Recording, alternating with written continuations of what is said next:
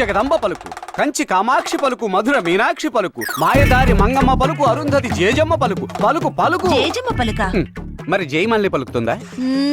తల్లి, నీ కొడుకు ఒక సుడిగాలి. ఎవడైనా ఆయనకు జడవాలి, అందరూ ఆయన వెంట నడవాలి, లోకమే ఆయన్ను పొగడాలి పొగడాలి. అమ్మా ఉన్నదన్నట్టు చెప్తున్నాడమ్మా. తల్లి, నీ కన్నపుత్రుడో చిన్న పుత్రుడిని పంపిస్తాడు. అయ్యో వాడు కొంపపీకని సుపుత్రుడు, నీ ఇంటికి ధనలక్ష్మిని తెచ్చే దత్తపుత్రుడు, పెరట్లో పెరిగే గుమ్మడికాయ, గుళ్ళో కొబ్బరికాయ, నీచుల జోలికే వెళ్ళని పిల్లకాయ. తల్లి, నీచుల జోలికే వెళ్ళడంటున్నాడు. ఒకవేళ శాకాహారం ఉంటా? తల్లి, వాడు వేటకూర తప్ప తోటకూర ముట్టడు. ముక్కలేందే ముద్ద దిగదు. ముక్క రేటు ఎక్కువైంది కదా అని ములక్కాడ పెట్టి మూడౌట్ చేసి మూల కూర్చోబెట్టకు తల్లి. వచ్చేవాడిని చుట్టంలా కాకుండా మీలో ఒకటిగా చూసుకుంటే గజలక్ష్మి మీ ఇంటికొచ్చి గంగం డాన్స్ ఆడుతుంది తల్లి, గంగం డాన్స్.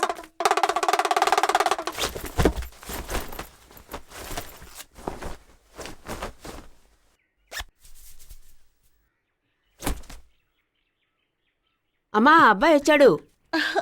రా బాబు, నువ్వు దాస్వే కదూ? ఆ. నాకు తెలుసు.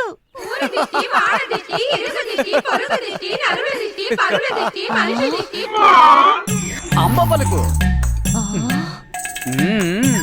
ఆ. అమ్మా వీడు దాస్ కాదమ్మా. ఇందాక బుడబుక్కలుడుగా వచ్చాడే వాడి వీడు. వేషం మార్చుకొని బొట్టు చెరుపుకోకుండా వచ్చేసాడు. ఏంటి హారతివడం అయిపోయినట్టనా? ఇంకొక రౌండ్ మిగిలింది. కానండి కానండి. ఏరా, మారు వేషం వేసుకొని దొంగతనం చేస్తున్నావా? ఆగండి ఆగండి, నిజం చెప్తా. వేటకూర తినాలని ఆశపడి ఆ వేషం వేసా.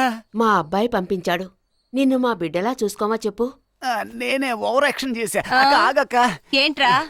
మీ ఆయన ఉదయాన్నే కొట్టుకు వెళ్తే రాత్రి 12ంటికేగా తిరిగి వచ్చేది.